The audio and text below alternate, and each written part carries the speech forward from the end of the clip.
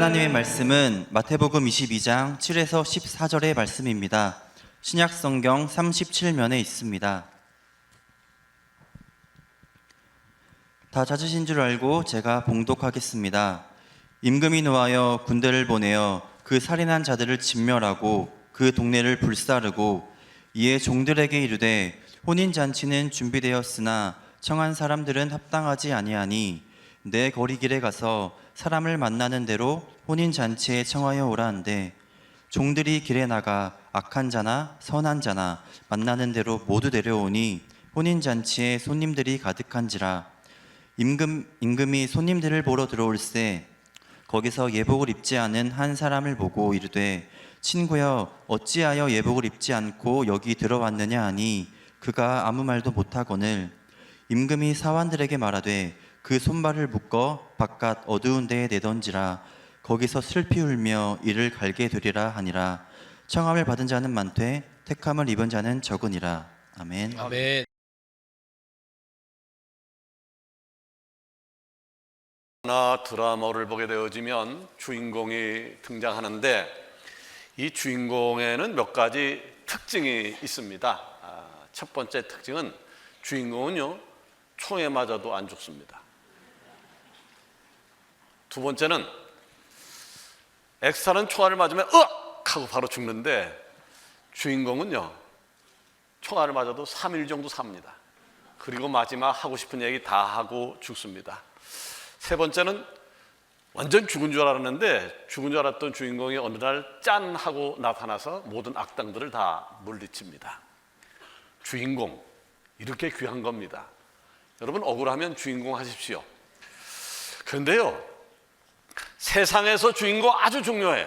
세상에서의 주인공도 아주 중요하지만 세상 주인공과 비교할 수 없는 주인공은 하나님 나라에서의 주인공인 줄로 믿습니다. 아멘.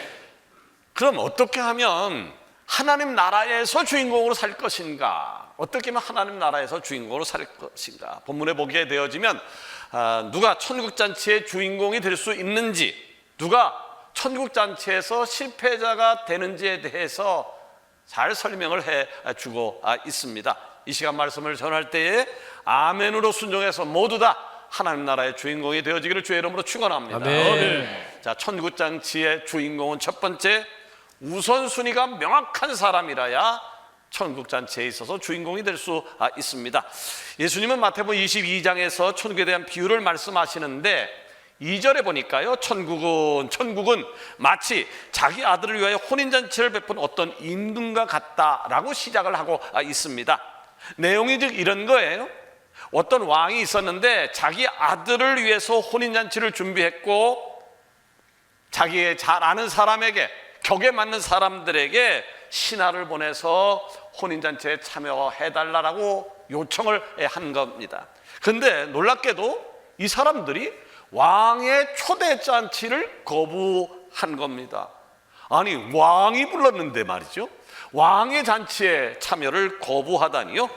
이에 왕은 섭섭했지만 또 다른 신하를 그분들에게 보내서 정중하게 다시 한번 우리 아들이 결혼하는데 참여해달라고는 요청을 했지만 이 사람들은 본초만착하면서 어떤 사람은 자기 밭으로 갔고요, 어떤 사람은 자기 사업장으로 뛰어갔습니다. 이게 끝이 아니었습니다. 어떤 사람들은 초대장을 갖고 온 왕의 신하를 모욕하더니 어떤 사람은 죽이기도 했다는 겁니다. 있을 수 없는 일인데 그런 일이 벌어진 겁니다. 여기서요 왕의 초청을 받은 사람들의 특징이 등장하는데 이들은 자기 땅도 있고요, 번듯한 사업장도 있고요, 회사에서는 직함도 갖고 있는, 한마디로 재산과 권력과 힘을 갖고 있었던 사람들이었습니다. 왕의 도움이 없이도 얼마든지 잘 살 수 있다라고 확신하는 사람들, 그래서 왕의 초청을 가볍게 여겼던 것이죠. 그런데 이 사람들이 왕의 초청을 거부한 결과가 7절에 나와 있습니다. 임금이 노했다는 거예요. 군대를 보내어 그 살인한 자들을 진멸하고 그 동네를 불살랐다. 지금 이 사람들은 왕의 혼인잔치에 가장 먼저 초대되는 영광을 얻었지만 자신이 갖고 있는 알량한 힘을 의지하고 거부함으로 혼인잔치의 주인공이 되기는커녕 완전히 망하고 말았습니다. 왜 이렇게 되었을까요? 이 사람들은요, 무엇이 중요한지, 어떤 것을 먼저 해야 될 것인지 알지도 못했고 관심도 없었기 때문입니다. 다시 말해서 이들은 우선순위에서 실패를 한 것입니다. 이 사람들이 누구의 초청장을 받았다고요? 그 나라의 최고의 권력자, 이들의 생사 여부를 결정할 수 있는 왕의 초청장을 받은 겁니다. 그런데 이들은 놀랍게도 왕의 초청장을 하찮은 것, 귀찮은 것, 무시해도 좋은 것으로 여겼고 자기 일을 처리하는 데 급급했습니다. 얼마 전 미국 대통령 트럼프의 취임식이 있었는데요, 그때 우리나라에서 유명하다고 하는 국회의원, 시장, 그리고 하여튼 하여간 세계에 유명한 분, 그 외에도 등등등 많은 사람들이 내가 트럼프 대통령 취임식에 참석하라는 초청장을 받았다, 언론 앞에서 발표를 했었습니다. 근데 알고 봤더니요, 취임식 초대장이 약 22만 장이었다고 그래요. 뭐 그래도 귀하다면 귀하겠지만 굉장히 귀한 것은 아니다라고 하는 말이 되어지죠. 여러분, 미국 대통령의 초대장을 받아도 온 동네 다니면서 목에 힘을 팍팍 주고 침이 마르도록 자랑을 하는데, 우주 만물을 창조하신 전능하신 하나님의 초대장을 받았다면 이보다 더 귀한 가치가 어디 있겠습니까? 아멘. 질문 하나 던져볼까요? 오늘 거룩한 주일 예배 2부 예배에 나오신 여러분들은 하나님의 초청장을 받고 오신 겁니까? 아멘. 여기에 아멘 안 하는 분들은요, 심각해져요. 물론 교회 나온 지 얼마 안 되신 분들이 그 초청장이 뭔지, 의미가 뭔지 모르니까 가만히 계셨겠지만 의미를 알고도 대답 안 했다면 심각한 문제가 돼요. 자, 그러면 하나님의 초대장을 받았기 때문에 내가 오늘 이 예배에 나왔다라고 생각하는 분들은 그 초대장에 대한 뿌듯함을 갖고 있습니까? 아멘. 이 뿌듯함을 갖고 있습니까? 아멘.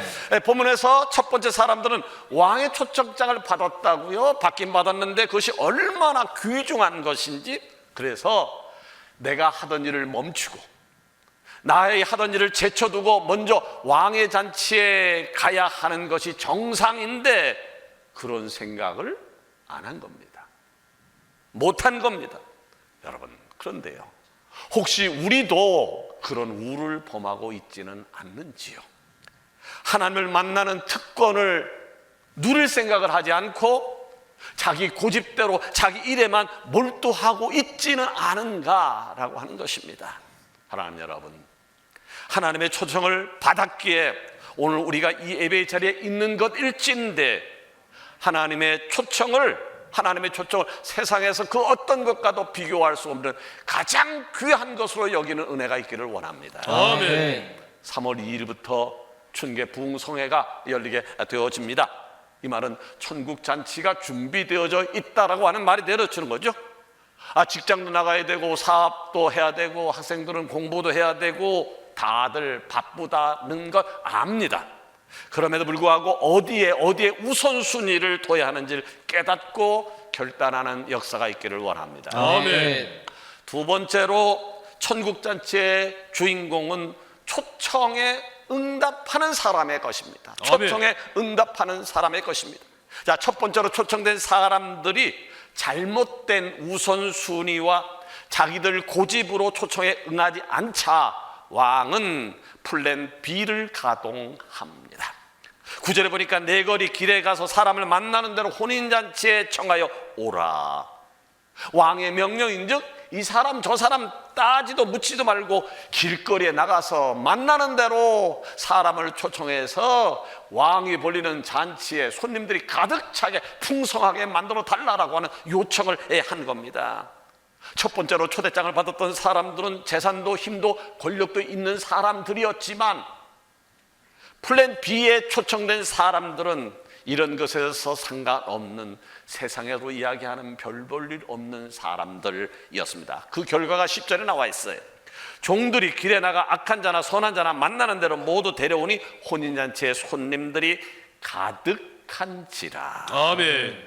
신하들은요, 왕의 명령을 받들어서 길가로 나가서 악한 자나 선한 자나 배운 자나 못 배운 자나 나이가 많은 사람 젊은 사람이나 상관없이 누구에게든지 외친 것이죠. 여러분 왕이 여러분을 초청했습니다. 원하는 사람은 누구든지 청와대로 용산으로 백악관으로 올 수 있는 시간이 벌어졌습니다. 여러분 오십시오. 이 소리를 들은 사람들이 어떻게 생각했을까요? 아니, 왕이 나 같은 사람을 어떻게 초대해? 말도 안 돼. 아마 반신반의 우왕좌왕했겠지만 너도 나도 왕이 잔치를 베푼다는데 우리를 초청하는데 우리 한번 가봅시다. 아무나 오라지 않소. 손에 손을 잡고 지금 왕의 초청잔치에 참여한 겁니다. 예, 조금 전까지만 해도 썰렁했던 혼인잔치에 손님들이 가득가득 차게 되었습니다. 여러분, 혼인잔치는 어떤 것이 좋은 것인가요? 손님이 없고 가족들만 있어요. 좌석이 천석인데 가족들만 한 30명 모여 있어요. 아니면 손님이 넘쳐나요. 어떤 것이 좋을까요? 예나 지금이나 똑같아요. 잔치에는요, 일단 사람이 많고 봐야 돼요. 사람이 많아야 돼요. 돈 들이고 시간 들여서 잔치를 준비했는데 손님 20, 30명만 있다라고 하면 속으로 중얼거릴 거예요. 다시는 이 잔치 여나보자. 우리는 여기서 예배에는 두 가지 때려야 뗄 수 없는 속성이 있다라고 하는 것을 알게 되어집니다. 첫 번째는 거룩성입니다. 예배는 하나님께 드리는 거룩한 제사죠. 아멘. 거룩한 제사이기에 경건함과 엄숙함으로 드려야 합니다. 그래서 아멘. 예배를 영어로 워십이라고 얘기해. 거룩한 제사라고 아멘. 하는 말이죠. 두 번째로 예배는 영적인 혼인잔치입니다. 아멘. 잔치니까 많은 손님들로 북적대고 기쁨과 즐거움과 감격이 있어야 되어지는 거죠. 그래서 예배를 영어로 서비스라고, 기쁨의 축제라고 하는 말이에요. 아멘. 본문의 혼인잔치 비유는 구원받은 많은 성도들이 함께 모여서 기쁨과 즐거움과 감격 속에서 예배하는 모습을 보여주고 있는 것인데, 우리 서강교회의 예배 현장이 그러하기를 원합니다. 아멘. 그렇다면 플랜 B에서 혼인잔치를 가득 메웠던 사람들에게 특징이 하나 있어요. 그 특징이 뭡니까? 다른 것이 아니에요. 왕의 초청에 즉각적으로 응답했다는 거예요. 아멘. 왕의 초청에 재인 게 아니에요.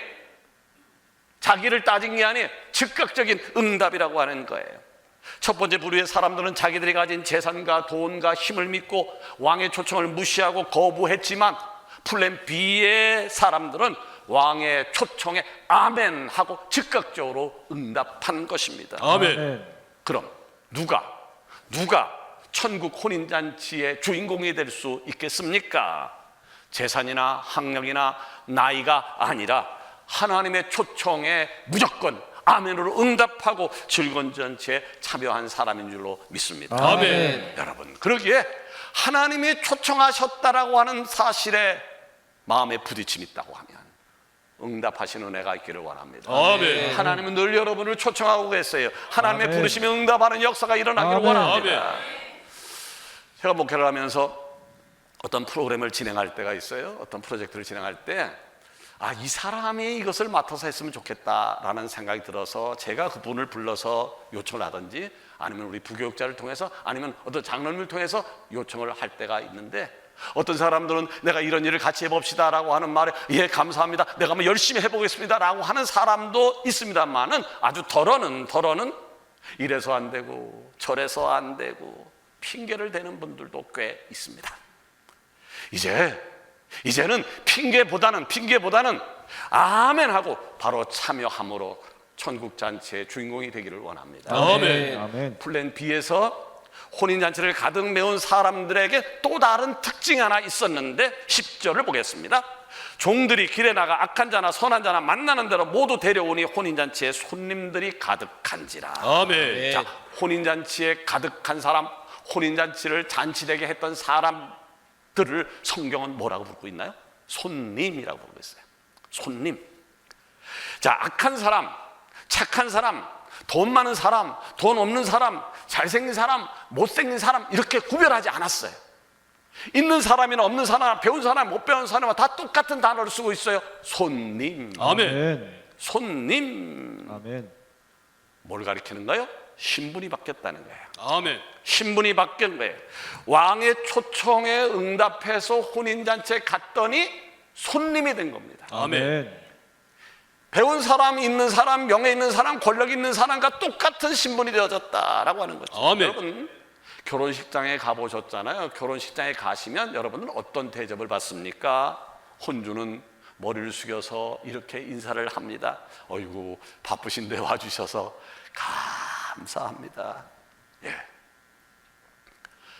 하나님의 초청에 무조건 응답하십시오. 아멘. 아멘. 이 핑계 저 핑계 대지 마십시오. 아멘. 앞뒤 좌분들에게 핑계 대지 말고 좀 열심히 하자고 그렇게 얘기를 하세요. 핑계대지 말고 열심히 합시다. 열심히 합시다. 왜 이렇게 핑계가 많아요? 여러분, 세상 사람들에게도 핑계 대는 거 아주 별로 좋지 않은데 하나님의 초청에 왜 그렇게 핑계를 대십니까? 천국 혼인잔치에 참여하기만 하면 그 사람은 하나님의 손님이 되는 거예요. 아멘. 하나님의 손님이 되는 거예요. 아멘. 그 사람이 잘나고 똑똑하고 힘이 있어서가 아니라 다른 거 아니에요. 잔치에 참여했기 때문에, 다른 아멘. 거 하나도 아멘. 없어요. 잔치에 참여했기 때문에 아멘. 하나님의 손님이 되는 것입니다. 아멘. 우리 교회 곳곳에 3월 2일부터 충계대 부흥성회가 열린다고 붙여 있어요. 왜 한 군데 안 붙여놓고 두 군데, 세 군데, 여러 군데 붙여놨을까요? 저래 붙여놔도 안 봐요. 그게 안 보이는 모양이에요. 참 놀랍죠? 네, 사람들은요, 자기 필요한 것만 보고요, 필요한 것만 듣는다고 그래요. 교회에서 광고를 시커 냈는데 끝나고 나갔다, 뭐라 그래? 라고 하는 사람들 있듯이, 그런 사람을 위해서 지금 앞문에도 뒷문에도 옆문에도 식당에도 지하에도 다 붙여 놓은 거예요.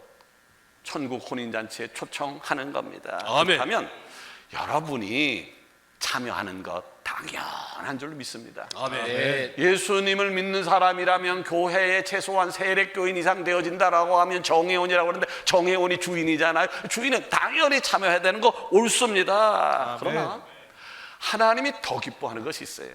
하나님이 더 기뻐하는 것은 다른 사람에게 이 초청장을 전달해서 그 사람이 참여토록 하는 것, 아멘. 그 사람이 하나님부터 더 인정을 받는 것이에요. 아멘. 서강지체 한 사람 한 사람이 천국 혼인잔치의 구경꾼이 아니라 주인공이 다 되시기를 원합니다. 아멘. 세 번째로, 천국 잔치의 주인공은요, 예복을 입은 사람이에요. 아멘. 예복 입은 사람. 이제 왕의 혼인잔치는 손님들로 꽉 찼어요. 드라마는 이렇게 해피엔딩으로 마무리될 줄 알았는데 갑자기 묘한 일이 벌어집니다. 본문 11절에 보니까 임금이 손님들을 보러 들어올 때 거기서 예복을 입지 않은 한 사람을 보고, 지금 예식장에 참여한 모든 사람들은 예복을 입었는데 예복을 입지 않은 한 사람을 발견하게 되어진 거지요.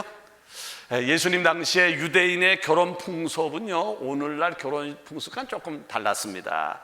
지금 사람들은 결혼식 갈 때는 그래도 집에서 괜찮다라고 하는 옷을 입고 때 빼고 강 내고 그리고 예식에 참여합니다. 그런데 예수님 당시에는요, 혼주가 손님을 위해서 미리 예복을 준비해 놨습니다. 그래서 혼인잔치에 온 사람들은 혼주가 준비한 예복을 입고 그 잔치에 참여하는 것이 관례였던 것이죠. 그러니까 본문에서 예복을 안 입은 사람이 있었다라고 하는 얘기는 왕이 준비해 놓은 예복을 거부했다라고 하는 말입니다. 이에 왕이 12절에 그 사람에게 물어요. 친구여, 어찌하여 예복을 입지 않고 여기 들어왔느냐 하니 그가 아무 말도 못하거늘. 다른 사람들은 모두 다 내가 미리 준비했던 옷을 입었는데 왜 당신은 예복을 입지 않았소? 왕이 그렇게 묻는 겁니다. 이 질문을 받은 사람은 아무 대답도 하지 못했고, 이에 왕은 신하들에게 13절에 명령을 합니다. 그 손발을 묶어 바깥 어두운 데에 내던지라. 거기서 술 비울며 이를 갈게 될 것이다. 결국 이 사람은 왕의 혼인잔치에서 퇴출되어서 어두운 바깥에서 이를 바드득 갈며 슬피 우는 비참한 운명에 처하게 되어집니다. 무슨 이야기를 하는 건가요? 이 사람은요, 왕의 초청에 응답해서 혼인잔치에 참여한 사람입니다. 이 핑계 저 핑계 대면서 왕의 초청을 무시하고 반항했다가 몰살당했던 첫 번째 부류의 사람들과는 근본적으로 다른 사람이었다라고 하는 거죠. 혼인잔치의 주인공이 될 뻔했다라고 하는 말입니다.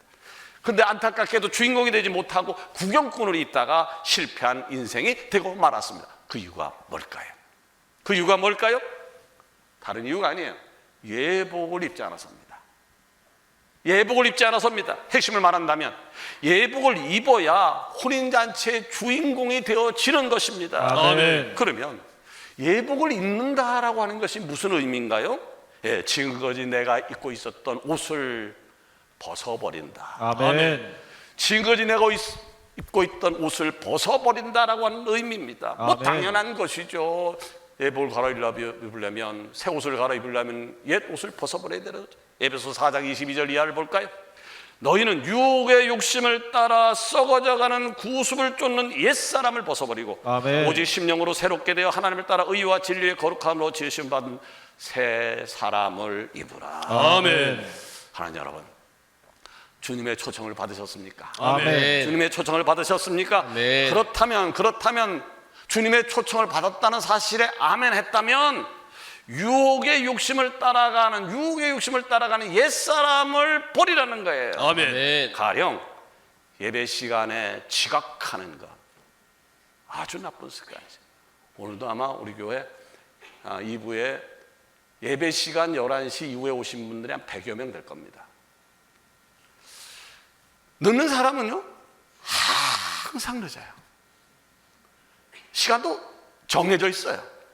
3분 늦는 분, 5분 늦는 분, 7분 늦는 분, 그분이 오시면 다 온 거. 습관이에요. 잘못된 습관이에요. 버리셔야 돼요. 아멘. 주일 성수 못하는 것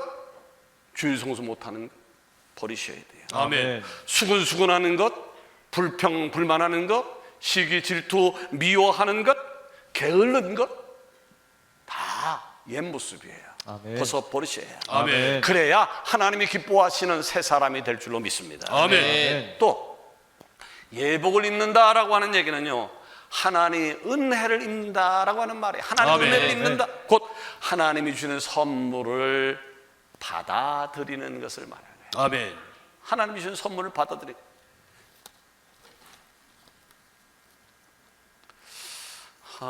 아쉽네요. 제가 선물을 드리려고 미리 준비하기로 했는데 잊어버렸네. 네. 저한테 있는 게 볼펜 하나밖에 없는데 어떡하죠? 뭐 줄 게 없네요. 임재 집사님 가주세요.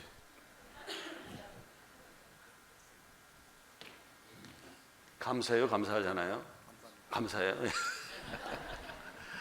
자, 제가 지금 볼펜이라서 좀 미안해요.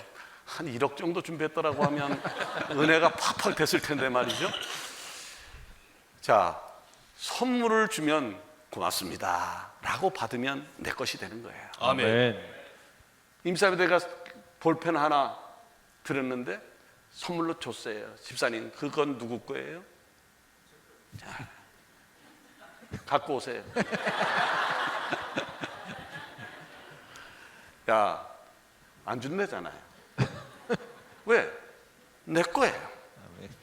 내 거니까 내가 마음 내키면 다시 줄 수도 있고, 그냥 갖고 싶으면 갖는 거예요. 아멘. 집사님 갖겠다는 거죠? 예, 그래. 선물은 그런 거예요. 하나님의 은혜를 입는다라고 하는 얘기는 하나님이 주신 선물을 감사함으로 받아들이면 내 것이 되어지는 거예요. 아멘. 얼마나 쉬운가요? 얼마나 감사한 일인가요? 그래요. 하나님께서 미리 준비해 주신 은혜를 입기만 하면 되는 거예요. 아멘. 주시는 말씀을 아멘하고 감사함으로 살기만 하면 되는 거예요. 아멘. 사도 바울은 고린도전서 15장 10절에 이렇게 고백을 하고 있어요. 그러나 나의 다 된 것은 하나님 은혜로 된 것이 내게 주신 그 은혜가 헛되지 아니하여 내가 모든 사도보다 더 많이 수고하였으나 내가 아니요 오직 나와 함께 하신 하나님의 은혜로다. 아멘. 여러분, 우리는 과거에도 하나님의 은혜로 살았고요. 아멘. 지금도 하나님의 은혜로 살고 있고요. 아멘. 앞으로도 하나님의 은혜로 살게 될 것입니다. 아멘. 말씀을 맺으려고 합니다. 우리 모두는 하나님 나라에 있어 구경꾼이나 방해자, 실패자가 되어서는 안 돼요. 반드시 천국 잔치의 주인공이 되어야 합니다. 아멘. 하나님 나라의 주인공으로 사는 것 얼마나 멋지고 기가 막힌 일인 줄 아십니까? 그러기 위해서 첫 번째 우선순위를 명확하게 하라는 거예요. 아멘. 두 번째는 하나님의 초청에 응답하고 참여하라는 거예요. 세 아멘. 번째 예복을 입으라고 하는 거예요. 아멘. 그 은혜가 있어지기를 주의 이름으로 축원합니다. 아멘. 기도합시다.